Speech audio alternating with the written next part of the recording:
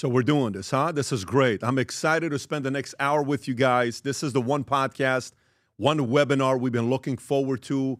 The amount of attention and interest this webinar got is at levels of the one we did last year with AI. Everyone's saying this is exactly a topic we want to talk about today. And I was very hesitant about doing something like this because it's family, right? You're always working on improving, but the product is not final. It's not like you can be judged on what you produce today. But for those of you that are on, I'm assuming you're somebody who is wanting to have a family or you do have a current family. Maybe some of you guys, I'd love to know, Kelly, if you can take a look at this. If you're watching this with another family member, a spouse, husband, wife, or even kids, please comment that you're watching it with your family. I would love to know. And I'm seeing you're all over the world, which is great, but I want to know, are you watching this with your wife? Are you watching this with your husband? Are you watching it with your family? Freaking amazing. It's the best thing when I see that happening. Last year at the Vol Conference, we had 1,500 husband and wives at the event, and the year before was roughly 800-900, but last year was 1,500 husband and wives. If you were at the event, there was some very unique moments. One moment none of us will ever forget about. You have to be there to know what I'm talking about with the husband and wives, but this is great. Couple things I do want to challenge you to do as we're going through this. Everything I cover with you here today, by the end, I'm going to give you a QR code on how to go get the entire webinar in a PDF format for free. Do whatever you want to do with it. I'll give you that CTA at the end, call to action. And on top of that, we'll talk about a couple other things that we have going on as well. But a few things I want you to be thinking about before we get started. Number one, set your phone aside. Okay, give 1 hour of total attention to this webinar. Close the windows. Tell everybody, get out. Don't bother me. I want to really figure this thing out because I also wanted to figure this thing out, and I'm still trying to figure it out. I'm simply going to share with you what worked for us and what didn't work for us. But eliminate all the distractions. You may be having one slide that I'm going through. That's the one you need to hear about that you got distracted and you missed the point. So whatever you do, if you have big plans in the future, you want to figure this thing out because it's very, very hard. It's not easy. Close all windows, close everything. Let's spend the next hour together. We put a lot of time into this webinar here, and I cannot wait to share it with you and give you the free PDF at the very end. So having said that, let's get right into it. Kelly, if you can tee up the webinar, the PowerPoint, we'll go ahead and get started. So the idea of how to be a killer in business without killing your marriage. It's a very interesting question that a lot of people ask. And by the way, if you're watching this, I'm going to give you some scripture, what church says, and scares the crap out of a lot of people when it comes down to this. Can I really do this? What society says, what your friends and family say, and I'm going to break each of them down for you. Then some mistakes people make, then some strategies of what you need to be doing, then some traditions and rituals. It is a very, very complex thing that most people don't have the strategies, they don't have the examples, they don't think it's possible because of what's being fed to them. But however, no matter who you are that's watching this, everybody here falls in one of three categories. You're either single, you're married, or you're divorced. So if you're single, like, man, I don't know if it's possible because everybody in my family said it's not possible, but I want to listen to this. You're either married and you're like, we are really having a hard time with this, or you're someone that went through a nasty divorce and you're maybe not wanting to get remarried again because you're worried about it. What if this and what if that? Either way, we're going to talk to everybody here on the webinar. Then the other one is you may be a business owner. You're like, Pat, I had somebody I sat down with yesterday, performer. She's done very well for herself, built a business from 0 to $29 million. But she's got 3 boys. She's got family. We spent 2 hours strategizing at our office, at our consulting from David Consulting. And she says, Pat, can I really do this and be able to be a great mother and be able to be a great wife? How do I do all this stuff? It's intimidating. It's scary. People are telling me it's not possible. We'll talk about that. You may be an executive, somebody that's a performer. You're doing great things.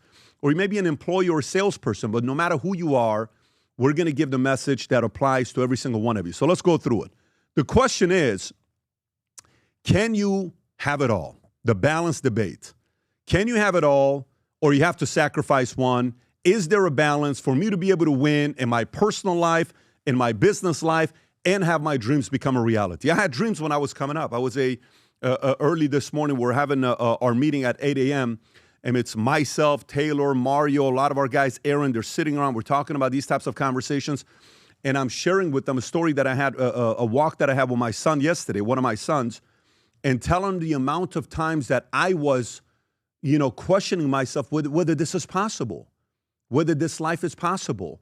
I mean, who do you love the way you love your kids? Trying to, convey to them that it can be scary at times.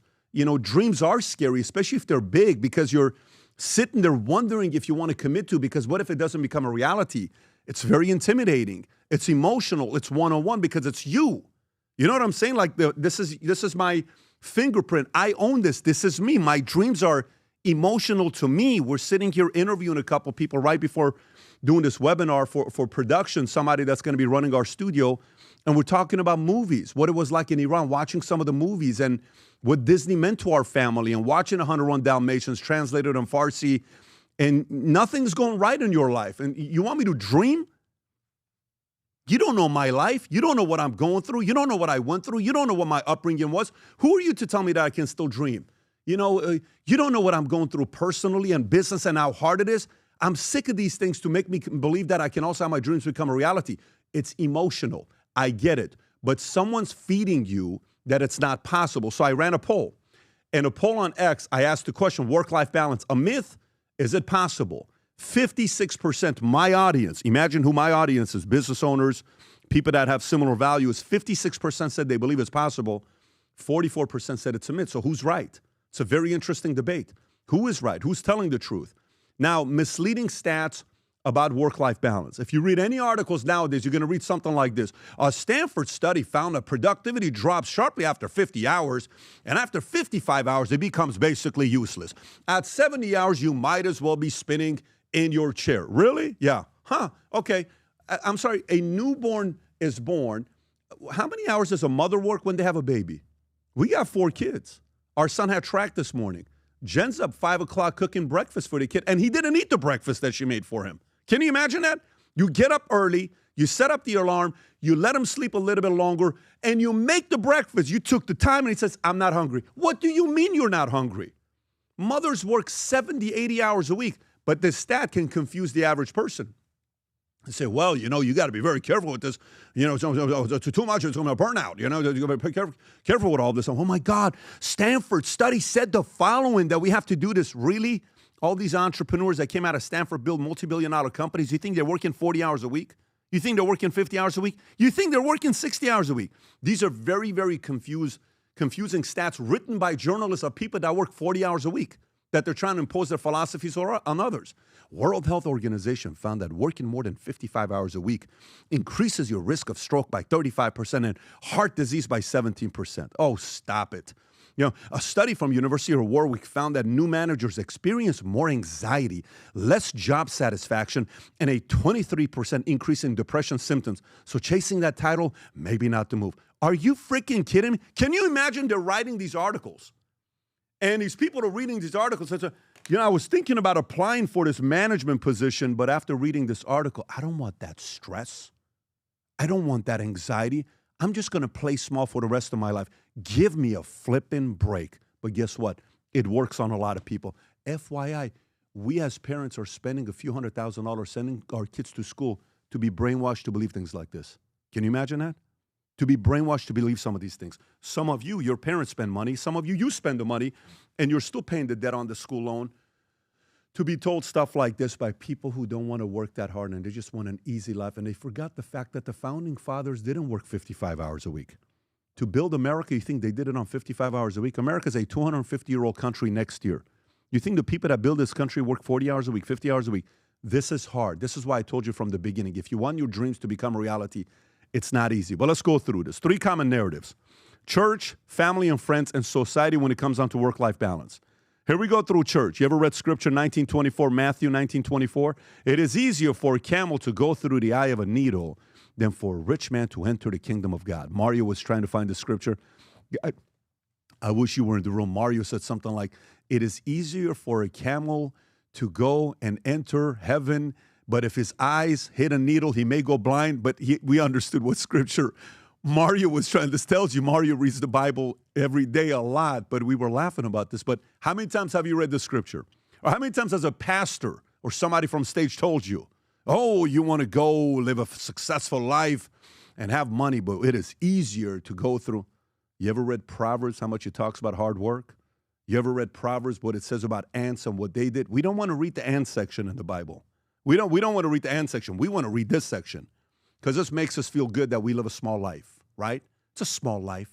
It's a small life. We don't want to do something like this. I'll never forget my wife and I. She's right now picking up Senna because she's finishing golf, whatever camp she's at for summer, and she's about to be here. Every day she's been at the office since 7:30 in the morning. The last 2 weeks since it's been summer, and she left with me yesterday, I think at 6 or 7 o'clock. She left with mommy yesterday, 6 or 7 o'clock. But we're sitting there, and we're having this conversation about with this therapist because her and I were at a point of proposing, and I haven't proposed to my wife yet. It's 2 months before proposing to my wife. And I said, why don't we go to the church and meet with this guy? His name is Daniel, who's a marriage counselor. So we go to this guy. Nicest guy in the world, $150, whatever you pay the guy. And I said, so, what would you say is the key to your marriage? Well, we've been married for 33 years. What's the key to your success to be married 33 years? We have a very basic rule. For 33 years, we have never missed dinner at 6 p.m. I said, I'm sorry? For 33 years, we have never missed dinner at 6 p.m. The key to a successful marriage is every night at 6 p.m., husband and wife need to have dinner together at the house with the family. I'm like, whoa. Okay. Now, my wife, future wife, girlfriend at the time, I'm like, can I ask you a question? Yes. What do you do for a living? School teacher. What does your wife do? School teacher. Got it. How much is your session? $150. Here's $150. Thank you so much. It's only been 6 minutes. I understand, but I'm not trying to live your life. And you're going to confuse my wife. And this is not going to work for us. Thank you for your time. Appreciate you. I paid your fee. All the best. The guy was so confused, he has no clue what happened. Then let me tell you what I did. Then I go and have dinner with my pastor, who runs a big church, 20,000 plus members, et cetera, et cetera. We go to his church. And I said, I want you to have dinner with my wife and talk to her. She does. Then I said, babe, I want you to go meet with his wife. So she goes and meets with his wife. She comes back. And wife of a husband who runs a church, 20,000 members, says, you sure you want to marry this guy? What do you mean? Do you know what it's like to do what he's doing? We know what your husband is doing. He's working a lot. You sure a lot of people are going to be calling at 10 o'clock at night? You okay with that? When you're at dinner, people are going to call, you okay with that? He says, because let me tell you what happens. A lot of members at the church, when they're going through a divorce, they call my husband. And I had to learn how to do that. A lot of members, when they go through financial issues, they call my husband. A lot of time when an earthquake or something happens and all the members need help, my husband's at the church the entire day. You sure you want your husband to be working as hard as? And she said all of these things. And she started talking about, what are you going to do when it's late at night and you have kids? We have 10 codes that we follow with each other, him and I. What's that?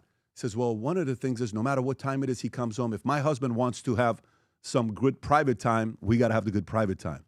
He says, anytime? Anytime. So she says to my wife, my husband wants number 8 to be number 1, but I put a number 8. It's funny. She comes back telling me what the wife told her. I said, hey, babe, can you spend more time with that lady? I kind of like this lady a lot. This is the point. And they're pastors. And they didn't use it as a fear way of saying, well, you got to be careful with the wealth. No, but the world is telling you this.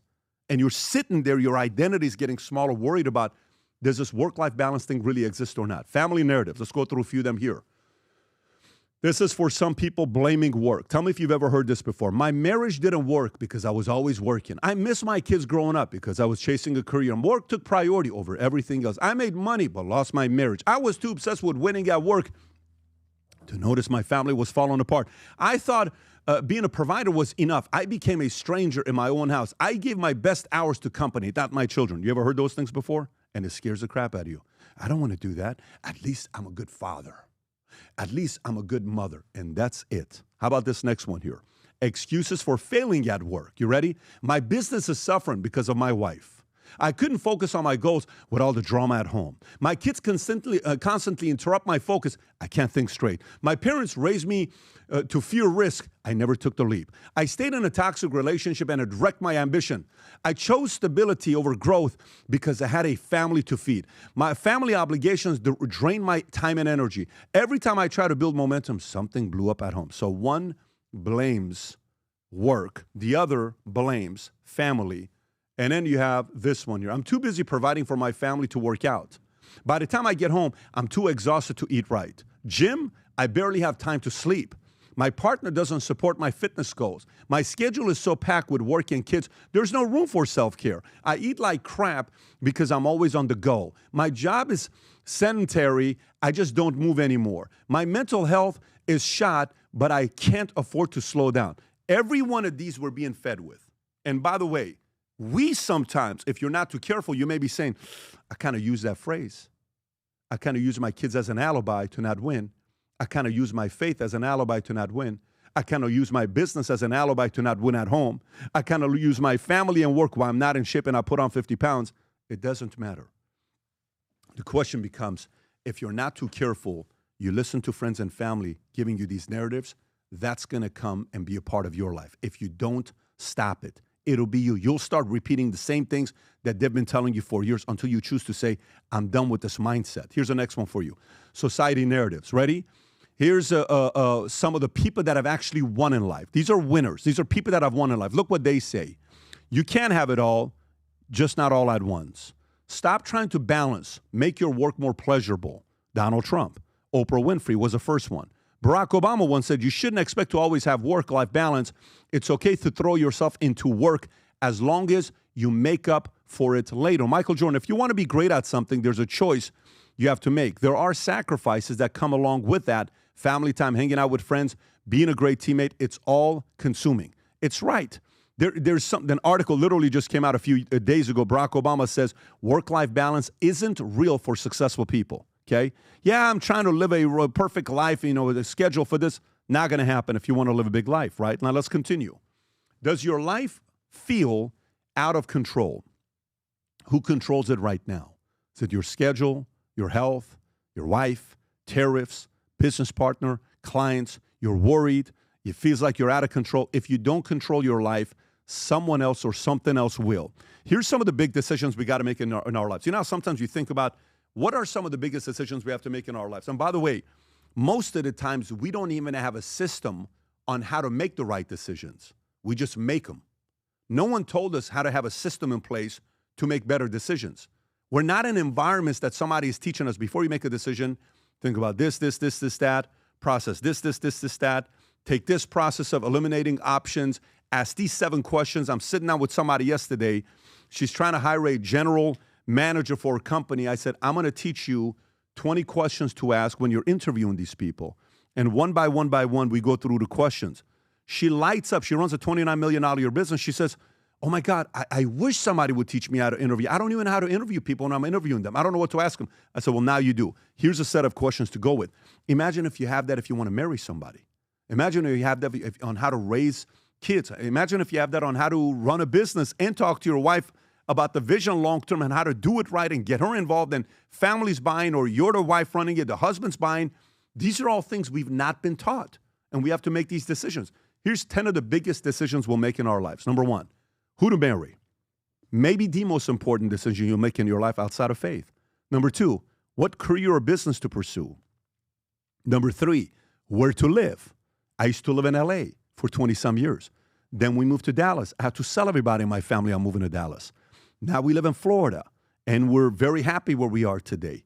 When and whether to have children. Do we have 1? Do we have 2? I always say, don't just have 1, because later on they own you. You got to have 2. If you can have 3, even better, because you have more options. And, 3, it allows all of them to be a little bit more grateful, and it just increases the odds that one of them is going to love you forever, and you're going to have someone to come to your house, take care of you, all that other stuff. Maybe that's a whole selfish reason I'm saying there, but I would have 20 kids today, but my wife's already told me she's done with 4, okay?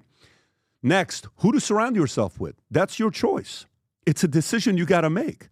And some of you have some friends you got to fire, and you have a hard time doing that. But I've known them since I was 6 years old. Yeah, but all they do is smoke weed all day, and it's time to fire them. Yeah, but that's my cousin. We're blood. We're blood. I get it, but it's a terrible influence on your kids. And your kids are one day going to grow up to be like your cousin. Yeah, but, I'm not wired that way. That's my boy. That's my cousin. That's my blood. Okay, no problem. You keep making the decisions the way you're making. How to manage your money or multiply it. What to believe spiritually or morally. How to take care of your body and mind. How to respond to failure and crisis. These are big decisions that we have to make. What to do with freedom, time, power, money. Some of these decisions you're going to make when you're single. Some of these decisions that you make, you're going to become married, but some of these decisions you're going to make is when you're married with a spouse. Then what do? Do you have a system on decision making? You take a person here, they came from the same city, same background, same upbringing, same financial status. They're born on the same day, on the same year, same height, same weight. 20 years later, one's winning in life, the other one isn't. This person knows how to make better decisions than this one. Very simple. This person knows how to make better decisions than this one. They have better strategies on how to make those decisions. But let's continue. What actions are you taking? 7 signs you're compromising the vision for your life. 1, you don't eliminate distractions, and you got to. It's tough to do. It's very tough to do. But we don't eliminate distractions. We're like, I don't know, that's too much, it's unfair, it's this. Got to eliminate it. Number 2, you're not dating with intention. It's more like, oh, she's beautiful. Oh, she's hot. Oh, I love her toes. Oh, he's tall. Oh, he's this. Oh, he's that. You're not dating with intention saying, I don't know if this guy's going to be the father of my children. I don't know if she's going to be a good mother to my kids. I don't know if, I think we're going to have a problem where we are here politically. It's not intention. It's just for fun. You're like, you know what? We've been together for 18 months. I think it's cool. I'm sure eventually we'll get married. It's just like, I think so. Not intention. 3, you quit pursuing your big dream or passion. Number 4, you're not creating new things. You're not in creation mode. 5, you have lost perspective and gratitude for life. We were having a conversation with one of our guys this morning. I said, remember when you hit the wall? Yeah. Remember one of the things we talked about late at night? What's that? Pure perspective and gratitude. So you know how lucky we are to be living in America? You know how lucky we are to have a job? You know how lucky we are to have people around us that we enjoy working with? The level of gratitude and perspective is gone in marriage, in things you're doing, your career, the country you're living in, that's gone. And so bitterness comes in. And when bitterness comes in, none of us are born bitter. No kid is born bitter. It's like, stop it, the day they're born. No. Well, none of us are born bitter. We become bitter. How do we become bitter? Maybe because we didn't make the right decisions and we relive in the bad decision.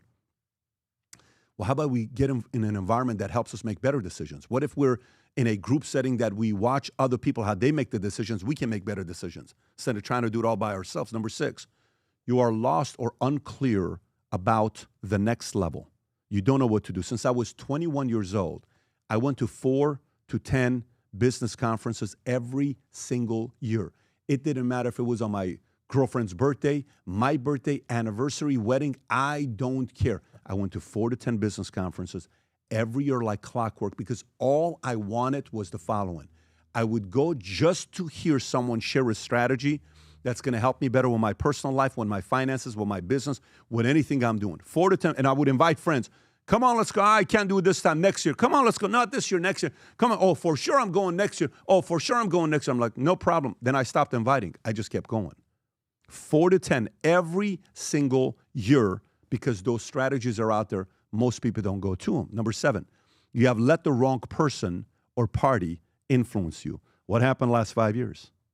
Look what happened during COVID. A lot of people were confused. Why? The wrong people were influencing people. And they were making some decisions that didn't make any sense. And some of you that are watching is like, eventually I woke up. I'm like, what the hell am I doing? I'm not going to be doing this to my body. I'm not going to be doing this to my family. I'm not going to be doing this to my relationship. What's going on over here? Maybe some of you guys made a massive move. Can I tell you how many times I drive around here in Florida, people stop me at a restaurant and they say, I'm in Florida because of the video you made about Florida. I moved to Florida. I moved to Florida. If I tell you 500, that's a small number. Happens all the time in Florida of people moving. Big decisions. I can't see myself living in California. Look what's going on with California. Decisions you got to make. I want to do something to have better people influence my life. Next, depending on the phase of your life, your vision evolves. What does that mean? How big your vision is. Maybe you have a small vision. Maybe you have an above average vision. Maybe you have a huge vision, right? But regardless, if you have a vision for your family, you're clear and you're aligned on the way you're living, the bigger the vision, the more help you need. Let me give you an idea. This is a few things when we look at with the balancing act. Business, work, career, right? You got your day-to-day responsibilities, professional development, financial stability through work. You need to take care of your health, to have energy. I'm 46 years old. Let me tell you, exercising in my life has never been more important than it is today. In my 20s, I could eat 3 large pizzas. Nothing happened to me that night. I didn't even know what heartburn was. Go eat 2 large pizzas in your 30s, see what happens, okay? Cannot do it. Your belly will come out very quickly. In your 40s, you lose your flexibility. I used to be able to drop like this and do the split. I can't do that anymore nowadays. I got to have Vinny, stretching my back and having all this other stuff that I'm doing. But your health gets more important as you age. And then you got relationships. Which relationship should I cut? Which relationship should I invest in? Which relationship should I work on? These are things that is a balancing act for us to do. So this is me. In that picture, I'm 21 years old. That is me, believe it or not, right in front of Alcatraz. I'm in San Francisco at a Morgan Stanley Dean Witter training, okay? And that is not leather I'm wearing. That's what you call when you're broke, pleather, okay? That's a $99 jacket that looks good in a picture 25 years later, okay? So that's me in my 20s. What was the balance like in my life? Business, work, career, 90% of the time. I just talked to a 25-year-old guy. I said, what else is there to do at 25 years old but work? What are you going to do? You're going to go party all day long and then one day wake up and at 45 years old, you're broke financially? I worked. 90% of my life was work. I partied till 21, 22. But after that, I'm like, I am going to work my ass off in my 20s. 5% of my time was dedicated to health and 5% was relationships. And the most important relationships I had at the time outside of family was the people I work with. Then in my 30s, and by the way, in my 20s, I would drive 40,000 miles every year. I drove probably 400,000 to 500,000 miles in my 20s. I was selling insurance in LA, and I would put a lot of miles on my car, whether it was the Ford Focus or whatever I was driving, the Corvette, the Escalade. I'm running to appointments left and right. My 30s, things changed. I finally had a beard in my 30s. That picture right there, look at that right there. Okay, business, work, career, 85%. This is when my wife and I got married. Then we had, in our 30s, I think we had 3 kids. And in our 40s, I think we had 1 in our 40s. Brooklyn was born when I was 42 and a half years old, 43 years old. So 85% work, 5% health, 10% relationships, okay? I flew 6 months out of the year when I was building the insurance company. Originally, we were at one office in Northridge, California. Eventually, we became 50 states, and then eventually we sold the business. 40s, okay, this is me now, 40s. I'm 46. Business, career, work, 80%. Health, stay steady at 5%. Relationships has increased at 15%, okay? Entire life, my life today is within a 3-mile radius. Our office, we're on 11 acres of land on the airport, okay? We're in a hangar right now. My other office I was at is in the other hangar on the same 11 acres of land. If we want to travel, we're at the airport here. If clients want to come here, they come visit us here. Tony Robbins came in his helicopter, sat down here. We did the podcast. He left. Clients will come on the private jet, come down here. When we did our election night event on November 5th, we had 2,000 people here at the event. This became the hub. Church we go to is a half a mile away from here. My house is literally 3 miles straight. You go this way, it's my house on the same street. Kids go to school 2.5 miles away from here. Everything, our Cigar Lounge Comedy Club is 2.5 miles away from here. My vision that I had for my life, 3-mile radius is what I wanted. And that vision became a reality. But that vision was the case 20 years ago. And we wanted this life. It doesn't mean I don't travel. I was in Italy last week. I was in Bahamas on Saturday. I'm on the road. We were at Italy doing a business deal with Stefano Ricci. We were there because we're about to launch a new shoe. So we were there. We took the family. It was my daughter's birthday. We hired a chef to cook with her all day, every day. Pizza, bakery. We went to museums. We went to a Ferrari museum. We had an incredible time. 65% of the Italy trip was business, but we got a beautiful house on Tuscany, Italy, all the way up in the mountains where the pollen is high quality during allergy season. It was an incredible, incredible time that we had together. But that's 40s. But the vision was 20 years ago. So what does this mean? Bigger the vision, the more support you're going to need in every possible way. And we say support, I mean personal and business. Personal, parents taking care of kids, dropping kids off, trainers, coaches, personal trainers for family, any of that, lawyers, accountants, estate planners, everything on a personal end. Now you can have better support because the bigger the vision, you need more support. Business, it doesn't matter what it is. Right now on the insurance side, we have, a couple hundred offices nationwide, but we have employees and sales reps that are running that company. We licensed 60,000 agents the last 15 years. On the consulting side, we have 151 full-time employees right now. Our production house has probably 40 employees just dedicated to production. Our consulting firm has 55 employees. Manect has probably 20 full-time engineers that are developing Manect. It's all support. The bigger the life you want to live, you have to think about support. So what resources do I have? What can I afford? Some of it's going to be free, which means can I have my parents live with me? Can I have them live close to me? Some of it you got to hire, but regardless, the bigger the life you want to build, the better support you need. So now, here's a family. This is my wife and I, the boys and the girls, okay? So let's kind of go through a couple things here with family. When it comes down to family, traditions matter, okay? Traditions matter. I had an entrepreneur that was with me yesterday.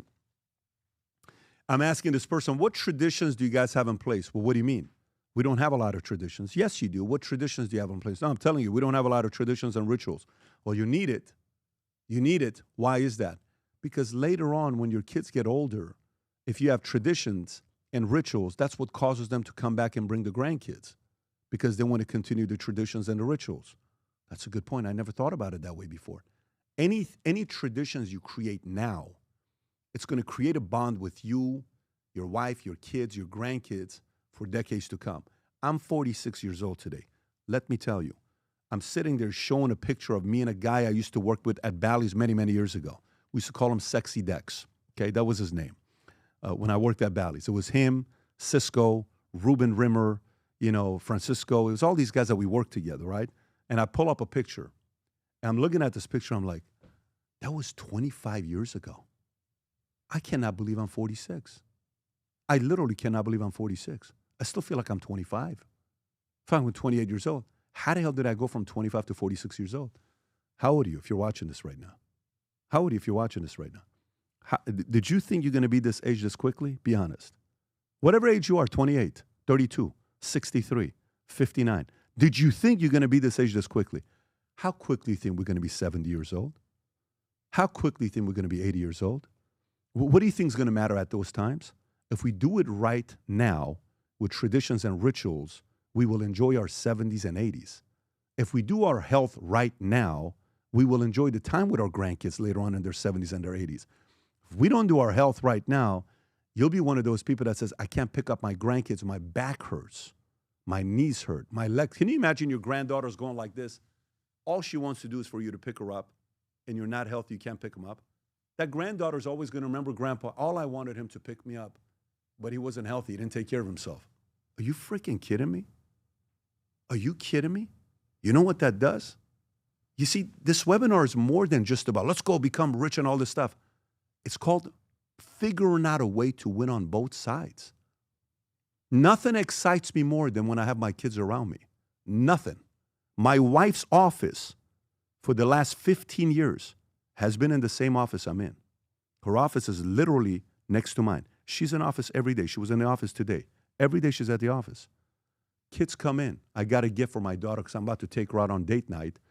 And I call her my #1 road dog. A gift came in. I can't wait to give her the gift. I just can't wait to see her reaction. But these are moments. They're going to remember it. You're going to remember it. So traditions, when we think about traditions, rituals, principles, very important. When's the last time you and your wife or you and your husband sat down and thought about some of these things? See, these are some of the things we talk about at the Vault Conference when we host the event once a year. And many times, a lot of the rituals and traditions I have, many of them we came up with, but many of them I got from others. You know what we do with our family? We do this. No way. Yeah, I like that. Babe, we ought to consider doing that. Hey, no, wow, that's great. I love that. We're going to start doing that, right? But if your friends and your association's limited, what kind of rituals are you creating? Let's get hammered this weekend and watch football. Let's get hammered and watch UFC fight. Let's get drunk and do this. Those are not the rituals I'm talking about. I'm talking about real rituals long term. So this is our family right there to the bottom right. I don't know if the video is playing, if you guys can see it or not. That's Brooklyn and I making omelet. She wants to just grab the eggs, and the way she does the eggs, it falls in it, and she wants to mix it. You know how she breaks the eggs? She doesn't break the eggs the way you're supposed to break it. She does it like this, like with one hand. And I got to go find all the, all the egg, what is that? Eggshells. I got to get the shells out, and then Jennifer will say, babe, today's omelet had a lot of eggshells in it. Babe, that's not me doing it. That's your daughter, Brooklyn, doing it. But anyways, we sit there and we make the omelet. You look at some of these traditions there. We want to make sure our kids have been to the White House in D.C. so they appreciate what America was founded on.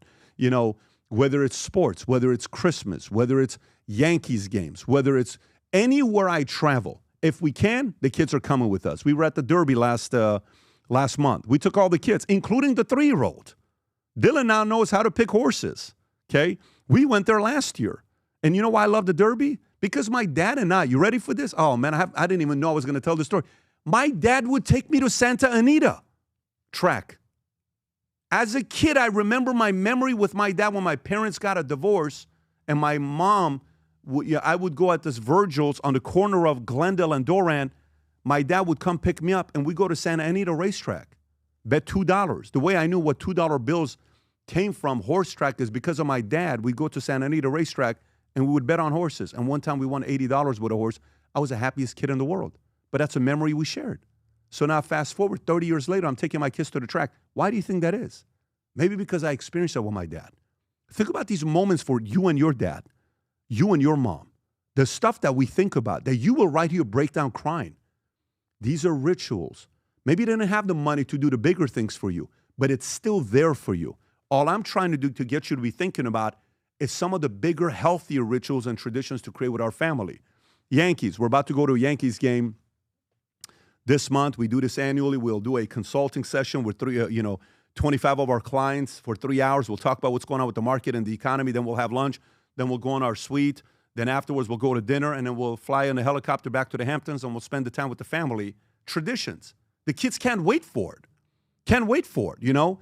And you got to realize for the longest time, like these things didn't happen in my life. I didn't grow up with stuff like, when my parents were together in Iran, we only went on one trip together, and that was Esfahan, because we didn't have anything. There's a song by a man named Moeen that I play on repeat. He says, Delam mikhad be Esfahan bargardam. My heart wants me to return to Esfahan. I've listened to that song 1,000 times as a grown man because it takes me back to the only vacation my mom and dad and I and my sister went together when they were still together to Esfahan. And I still remember that at 46 years old. Think about that. These things matter. These things matter. These rituals, traditions matter for us to be more intentional about these things. So a few things I'm going to share with you. You can think about it for yourself. Business planning. Every year, New Year's Eve, as a family, we don't go out anywhere. At 8 o'clock, after we went to Barnes & Noble, we buy 50 magazines, books, and we go to Michael's, we buy cardboards, scissors, glue. We come back to the house, and we all make our vision board. All the kids, we make our vision boards. And we celebrate New Year's. Countdown happens. Everybody goes to sleep. By midnight, our vision boards are done, and we show it to each other. Every year, we do that. Christmas, every year, we watch a certain set of movies. We will watch Scent of a Woman, and I will force them to watch the movie The Judge. For whatever reason, I love that movie. Christmas celebrations. We decide where we're going Christmas. These traditions matter to us a lot. We work very hard to have the resources to provide for these memories and moments that we have. Summer vacations, very important to us. No phones during dinner. If we go to dinner, I read the book Anxious Generation. We'll go to dinner, and the first thing I'll say is, hey, everybody, phones aside. Everyone grabs their phones, and we put it on a table outside, and I'll say, Tom, look at me. Vinny, look at me. Let's talk. Can I see the phone? No. By the way, what was the amount of home runs such and such hit in 1994? Can I grab the phone? Don't grab the phone. We can find out later. And we just look at each other. We're having dinner. And if a new couple or new husband and wife that's not used to this, they put the phone on the table, all I do is I'm just looking at the phone. I'm just looking at, like, when the hell are you going to get rid of that phone on the table? Get rid of the phone. And he said, because if you don't, you're distracting my kids. Because my kids are seeing you go like this. They're like, I want to grab the phone. Set your phone aside, right? Set them aside. Traditions. Monthly daughter dates. We have our date nights. One Friday night, I have a date night. So spouse birthdays, anniversary trips, quarterly. Jennifer and I would always go to a place to go for a night. San Diego, Santa Barbara, here, Dallas. Quarterly trips, just you and your wife. No kids, because you need to go out there and do your thing as well. You know, traditions, rituals, books as currency in our family. You want a gift? Read books. That's the money in our household. You finish more books, you get more things. Like right now when the break is here, my kids need to read and watch a documentary every day, every single day. That's the currency. You can't watch TV or do anything else unless if you're reading and watching documentaries, getting sharper, and we're debating at the end of the day. I read a book many years ago called Thank God It's Monday. A man named Greg recommended this book to me. And this is written by a psychologist who was a therapist for a lot of husband and wives. And he wrote a book, Thank God It's Monday. The whole idea is like the fact that the husband cannot wait to get the hell away from the family because it's so chaotic at the house. It's like, oh, thank God I'm away from these crazy family members. I want to be free. What he learned writing this book with all these clients is all your kids want from you every day and your spouse is 5 to 15 minutes of undivided attention at the end of the day. Babe, how was your day? Just you and your daughter. How was your day? Just you and your son. Just one-on-one. Let's go for a walk. How you doing? What's on your mind? What are you thinking about? They will remember that. One-on-one. We can't be perfect when we're on the road. Sometimes you miss some of these things here. You're not going to be perfect all the time. But if you're able to figure that part out, to just do the 5 to 15 minutes on a daily basis, you would be amazed how much you can grow in business and still have a good personal life with your kids. Date night with spouse. Friday nights is usually just Jen and I. Every Saturday night with the family, we're together. If we don't, they'll talk about it. So this Saturday, I got up 7:30, got on a plane, went to Bahamas, interviewed Tommy Robinson, got back on a plane, flew back here, made it to dinner at 6:30 in Boca. And the guy's like, you're in Bahamas. Don't you want to spend the night? It's like, no, I want to go and spend the night with my kids. I want to go have dinner and set the phone aside and talk about a bunch of different things. And we sat there and we debated so many awesome topics with the kids. It was amazing. During dinner at Chops, we're sitting there, me, Vinny, Tom, all this. What do you think about this? And what do you think? It was great. Everybody's there, right?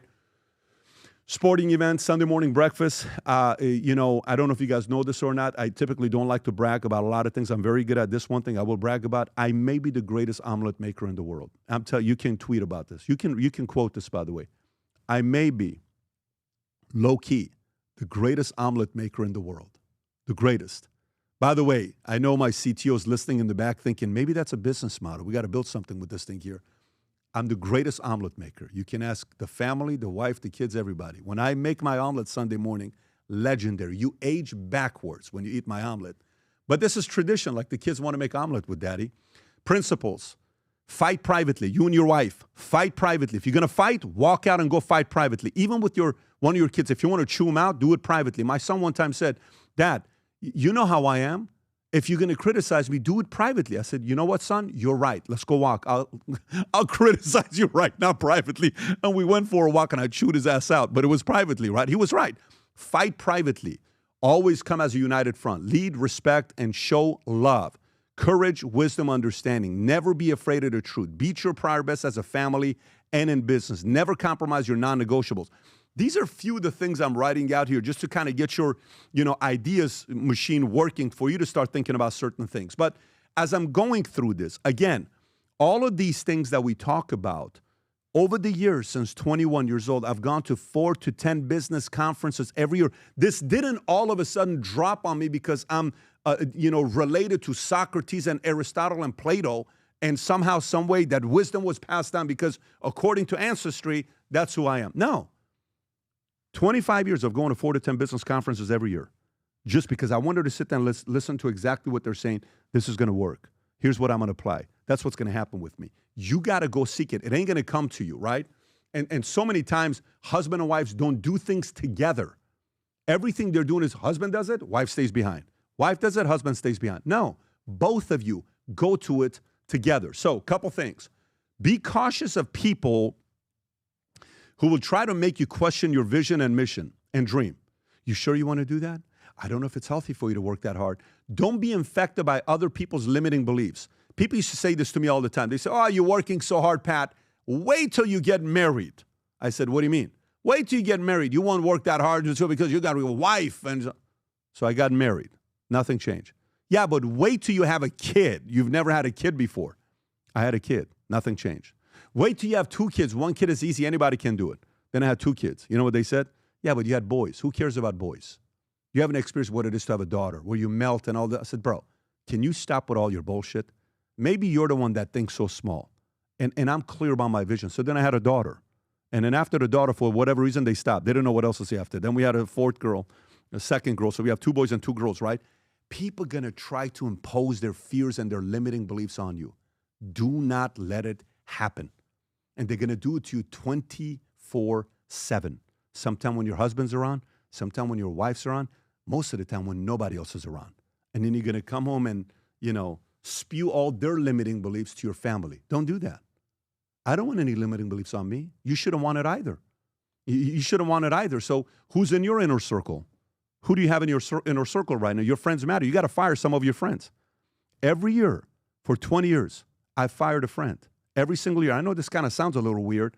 Every year I'm like, that guy calls every single time he complains about everything. I take the call.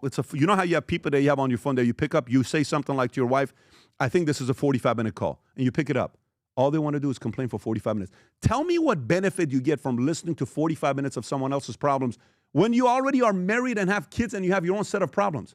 I want to talk to somebody that says, man, here's what we're going through and here's what we're doing and da-da-da-da-da. Every time it's a complaint, maybe 1 out of 50 calls, maybe 1 out of 25 calls, every time. I'm not a therapist. We're all trying to figure life out. You want me to listen to everybody else's problem forever? No, you shouldn't do it either, unless if you're getting paid for it. So if somebody calls and wants to bitch for 2 hours and you say, hey, man, you can bitch for 4 hours if you want to, but I'm $300 an hour. What do you mean? I'll listen to you. You can complain all you want, but I'm $300 an hour. Are you okay with that? No.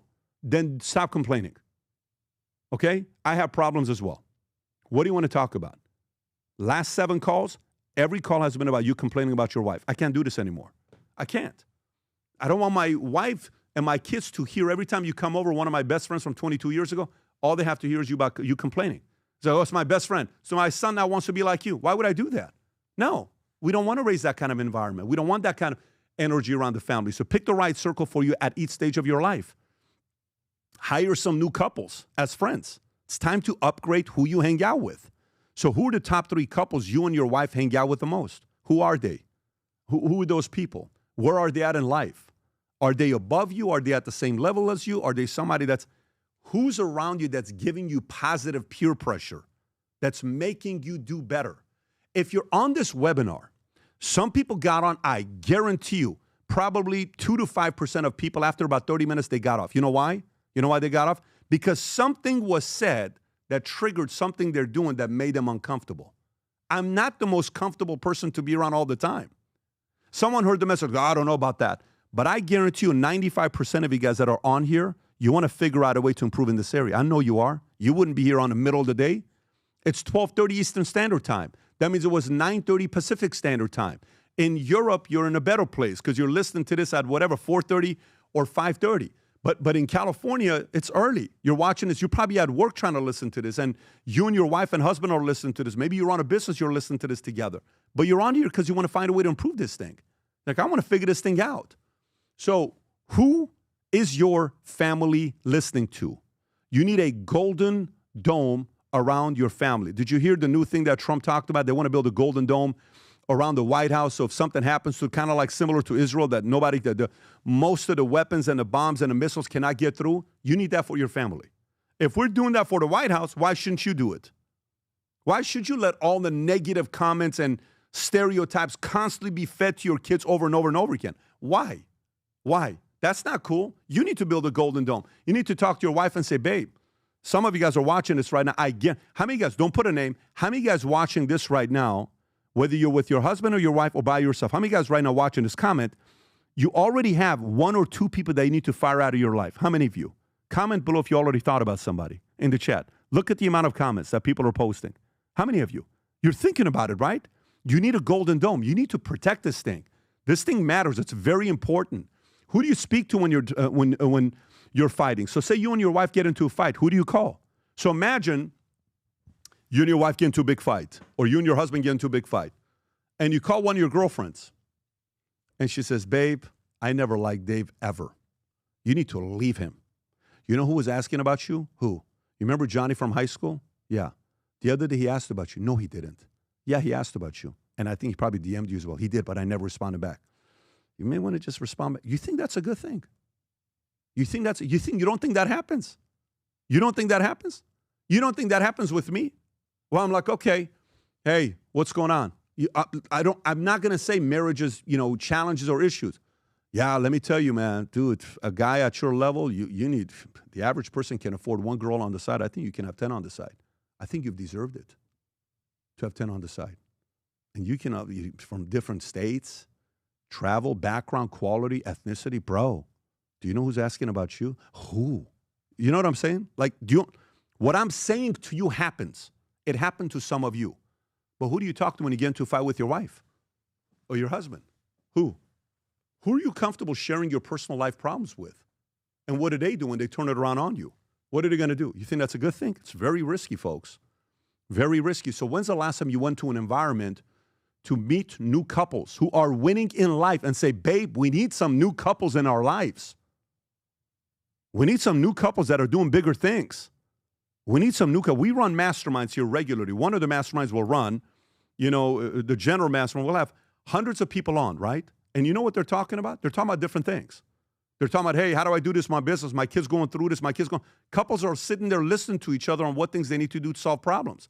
But what environment are you in for yourself that you're learning how others are doing it, where you're around other couples that are winning? What's giving you that positive peer pressure?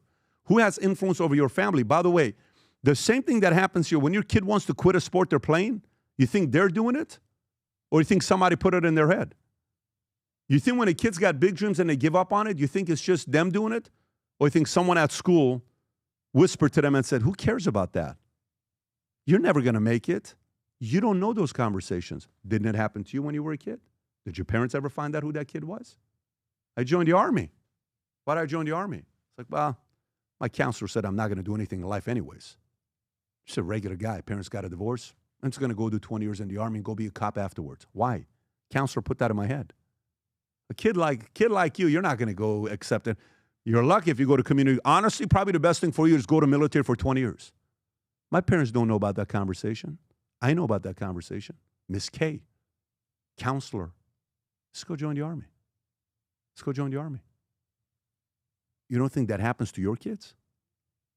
And then you're like, why is he joining? You don't know because you weren't there. Because that golden dome's not there. That negativity doesn't have a counter reaction with a bunch of positivity of dreaming big. Because of the environment you're in. If everybody gave up on their dreams and their lives, that's what they're being fed. But if their kids are in an environment where somebody's lifting them up, challenging them, it's like, dude, last year at the Vol Conference, we've never seen this many kids at an event with husband and wives. Bunch of 14, 15, 16-year-old people sitting right next to mommy and daddy. When we go through the event, it's 3.5 days, 8:30 in the morning till 10 o'clock at night, sitting right next to mom and dad taking notes, fully focused mom and dad. Not dad comes and mom goes to the hotel and goes to the pool. None of that stuff. Focus. Like, man, that's freaking impressive. What a freaking parent to bring the kids in an environment like this. I wish somebody did that with me. At this age, these kids are 10, 20, 30 years ahead of us, especially with everything that's going on today with AI. You know what kind of an edge they got? What's your plan with your kids long term? They need mommy and daddy to be thinking about this kinds of stuff, especially if you're married. Some of you that are single, you definitely need it even more. So get advice from somebody who lives the life you are pursuing.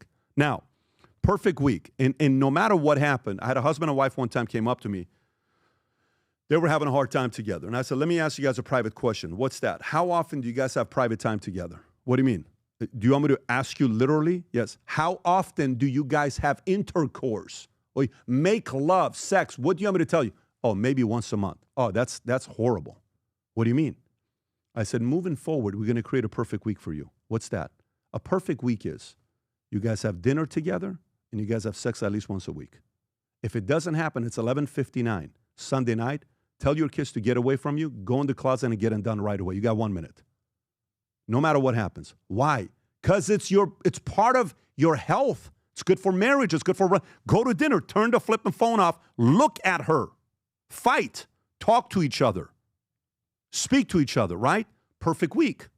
You need that for personal life and you need that in business. And then all of a sudden, like, babe, let's see if we can go 10 weeks of perfect week. We're on 9 weeks. Hey, babe, it's Saturday. You want to kind of get this perfect week done? Hey, maybe we go be a little bit more ambitious than what Patterson. We go 3 days a week this week. What do you think? Does that count as 3 perfect weeks? Have fun with it. But these are the things I'm like, hey, perfect week is I got to work out 3 days in this week. I got to read 100 pages this week. Create your rituals and traditions of what perfect weeks are for you, your wife, and your kids. Schedule in. Block time for family. Use that time on Sundays to map out the week. Don't try to multitask father. If you're there with them on Sunday, do your thing with them on Sundays. Have somebody that's going to protect your calendar and your schedule. Be ruthless about distractions. There's certain people in life that no matter when they call a meeting or a session, I'm going to have that meeting no matter what. You call me, I cancel everything. I'm going. My wife knows it. It's a handful of people that have that kind of influence. That if I get a call from a handful of people, it's private, they have made such a positive impact on my life that if they ask for something, those 5, I'm like, babe, I know we have dinner. I got to go. But it's only 5 people. By the way, I never say no to those 5 people. You know why? Because all it takes is one time you say no, they will never forget it for the rest of their lives. I'm not going to say no. And my wife knows it. It's 5 people. I'm going to LA. I'm going to this. I'm going to this. It's not 20 people. It's not 40 people. It's 5 people that you do this with, especially people that change your life. So be ruthless with distractions. Eliminating time wasters, social media scoring, scrolling, all this other stuff that you're doing to be able to protect it. Blending work with home. I enjoy my kids being at the office every day. They come here. My son trains jiu-jitsu, gym, all that. They come here. They're with me regularly at work. I enjoy that. People think it's crazy, but we include them when we go to events. When we had the election night, my son was selling merch to people. It's like, I love sales. Awesome. You know, I went to a UFC fight. I took my 13-year-old son. He meets Dana White. Dana White shakes his hands. He says, wow, this guy's got some mittens. He starts talking to a guy from Congress for 15 minutes about how they can change the way future leaders are going to be young kids. And that person's sitting there like this, listening to my son. My son's going for 15 minutes. These are incredible ways that you can do to get them involved. So now, we're coming to the end of the webinar, and I'm going to share the PDF with you guys here in a minute. I'm going to share a couple things with you guys, and then we'll wrap up. So how are you in these areas, right? Do you have positive peer pressure in your life right now? Who is that? Who is it that when you're around them, you have to up your game? You and your wife, your family, yourself. Who makes you up your game, right? Number 2, do you have people who challenge your thinking regularly? Or is it just a bunch of people that agree with you? Who are you modeling after? Who do you see and say, man, I want to have a marriage like that one day. I want to have a life like that. Who is that? Do you have an example of it? When's the last time you and your family attended a conference together, an event together? Remember, since 21, I've done 4 to 10 every single year like clockwork. Who do you process your biggest decisions with? Do you have someone who you sit there and process decisions with? Anybody? If you don't, this is what I want to propose to you. Once a year, we host a conference called the Vault Conference. The last one we did, Dwayne Johnson was at the event. We had nearly 6,000 people there last year. 1,500 couples was at the Palm Beach Convention Center. 2 years ago, we did it at the Diplomat. 2,488 people were there. Tom Brady was at the event. Incredible event. This year, we're doing it at the Gaylord Resort in Orlando. We're expecting 12,000 people in attendance, 3,000 couples to be attending. And for those that buy the CO ticket, we're shutting down Universal Studios afterwards. And you can go on Velociraptor 50 times if you want to. There is no line, right? So the event that we host, 200-page manual that we go through over 3 days, okay? It's become the fastest growing business event in America. When people come, it's a high ratio of people that come back. You go one time, folks, this is the only problem. You're going to come back second, third, fourth time. You won't miss it. And we're excited about this year because in the next 4 weeks, I'll be announcing all the speakers. The market's going to react to it. Typically, when I do it, I'll announce it in the month of July on a Instagram or post that we'll share with everybody. But we're excited about this. And this event is something that's coming up again September 8th through the 11th at the Gaylord. This is what the seating chart's going to be looking like. If you see the red, those are general tickets to the left. The blue ones are platinum tickets. The green ones are executive tickets. Then you have the founder tickets. Then you have the CEO tickets all the way in the middle right there, and then you have the stage. I can't wait for this. 12,000 people in the same room together doing case studies, strategies, how to take your business to the next level, how to raise money, how to start a business. And you could be in the room talking to somebody that makes, $85,000 in the general section, and then you go into the bathroom, you're standing next to somebody that's a big influencer with tens of millions of followers, and they're doing a couple $100 million a year. That's the beautiful thing about the proximity of who you're going to be around at the Vault Conference. CO tickets right now are sold out, but we do have the rest of the tickets available. So a couple things I'm doing just for today's call. If you're on your husband and wife, and I am challenging you and your wife and your husband as couples, if you're boyfriend, girlfriend, fiance, I'm challenging you to make an investment for yourself and find a way to take your life to the next level. So here's what we're going to be doing. Only on this Zoom, if you buy 2 tickets, general tickets, each of them, I believe, are $447. You buy 2 of those tickets for you and your spouse, we're going to give you 1 ticket for free. And on top of that, the first 100 people that get registered on our next General Mastermind, which I think is coming up on June 18th, on our next General Mastermind, the first 100 people that get the 2 tickets and the +1, that's 3 tickets. You can bring 1 additional outside of you and your partner. You're going to be invited to be on the General Mastermind, 90-minute General Mastermind, where you'll see how we're processing issues with hundreds of people around the world. You'll sit there and say, I need to find a way to make better decisions. but it's only for the first 100 people that get registered. And the way you do it is go to thevaultconference.com. You can go to thevaultconference.com and get registered. At the same time, you can also call the number right there, 561-821-8130, 561-821-8130. If you're watching the same Pat, I don't want general tickets. I want founder tickets. I want executive tickets.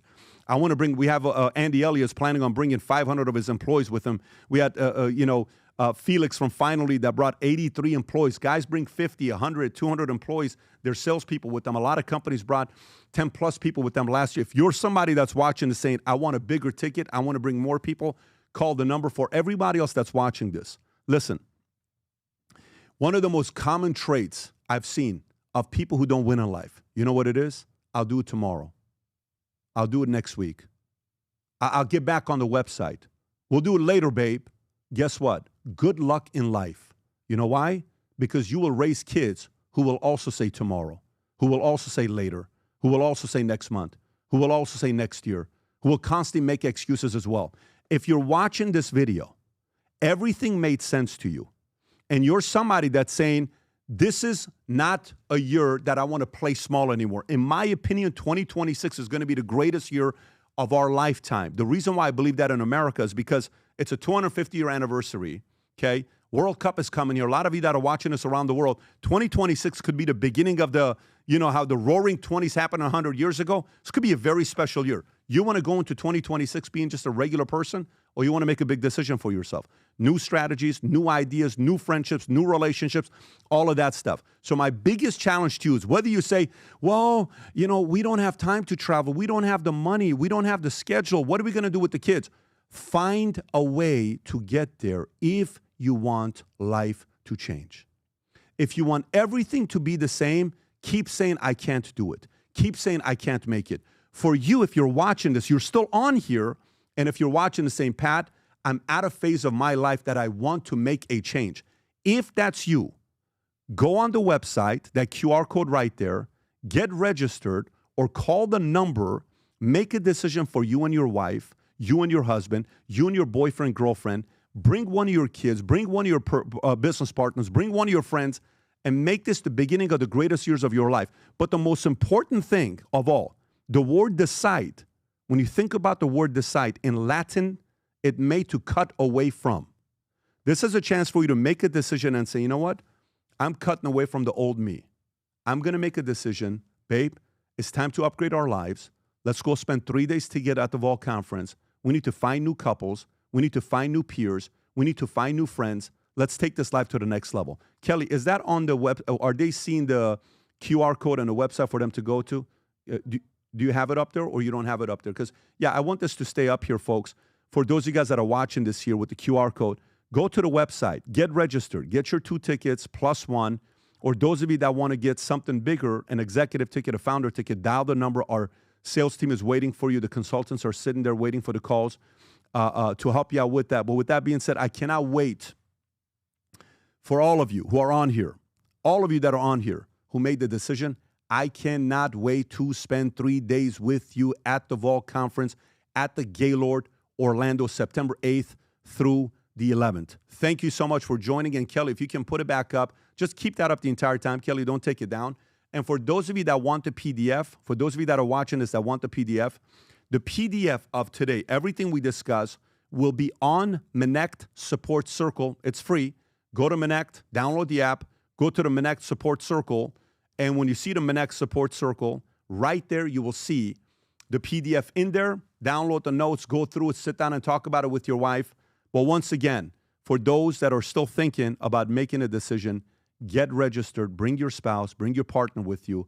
Let's spend 3 days together at the Gaylord, Orlando, September 8th through the 11th. Cannot wait to see you in Orlando then. Take care, everybody. Bye-bye, bye-bye.